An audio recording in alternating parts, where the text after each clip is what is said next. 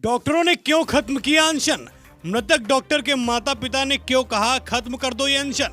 क्या महिला junior doctor के न्याय की लड़ाई लड़ते लड़ते ममता के आगे हार मान गए डॉक्टर? कोलकाता में महिला डॉक्टर से रेप और उसकी हत्या के विरोध में जारी जूनियर डॉक्टर्स की भूख हड़ताल 17वें दिन खत्म हो गई।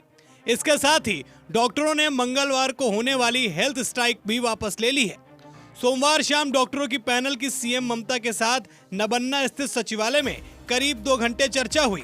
जूनियर डॉक्टर देवाशीष हल्दर ने कहा, सीएम ममता के साथ बैठक में हमें कुछ आश्वासन मिला है, लेकिन राज्य सरकार का हाव भाव सकारात्मक नहीं था।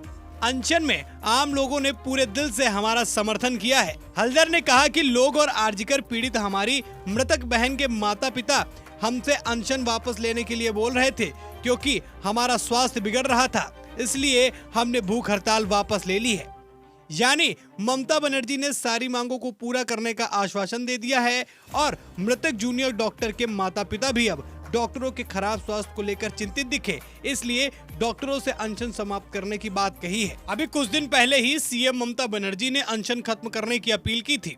उन्होंने कहा था कि डॉक्टरों की अधिकतर मांगे पूरी कर दी गई हैं।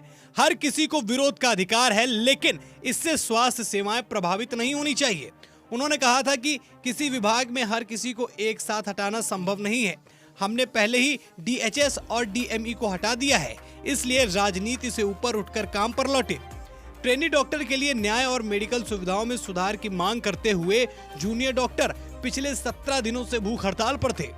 अब तक 6 डॉक्टरों को खराब स्वास्थ्य के चलते अस्पताल में भर्ती कराया जा चुका था, जबकि 8 अन्य अनिश्चितकालीन अनशन पर थे। डॉक्टरों की मांग थी कि राज्य सरकार 21 अक्टूबर तक समस्या को सुलझाने के लिए ठोस कदम उठाए। ममता बनर्जी ने भी डॉक्टरों से अनशन खत्म करने और सोमवार को उनसे मिलने का अनुरोध किया था। उन्होंने कहा था, मैंने पुलिस कमिश्नर, चिकित्सा शिक्षा निदेशक और स्वास्थ्य सेवाओं के निदेशक को हटा दिया है, लेकिन मैं पूरे विभाग को एक साथ नहीं हटा सकती। उन्होंने सवाल किया था कि क्या यह तर्कसंगत है कि आप तय करें कि किस अधिकारी को हटाना चाहिए।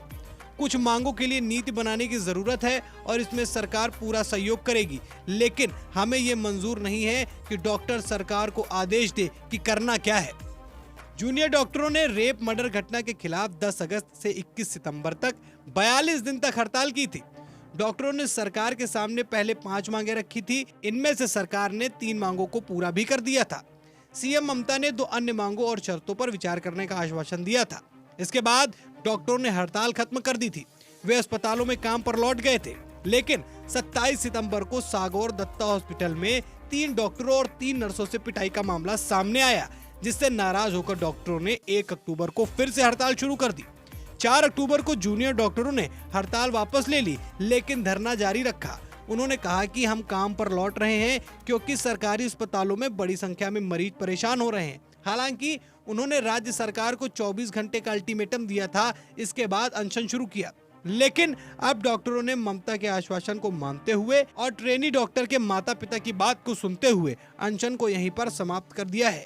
अब देखने वाली बात होगी, ममता बनर्जी ने जो डॉक्टर को उनकी मांगे पूरी करने का आश्वासन दिया है वो कब तक पूरा होगा। आपको क्या लगता है कि ममता बनर्जी डॉक्टरों की मांगों को पूरा करेंगी, और अगर पूरा करेंगे भी तो कितना समय लगेगा? इस पर आपकी राय क्या है, कमेंट सेक्शन में बता सकते हैं। इस वीडियो में बस इतना ही। वीडियो अच्छी लगी हो तो लाइक और शेयर करें।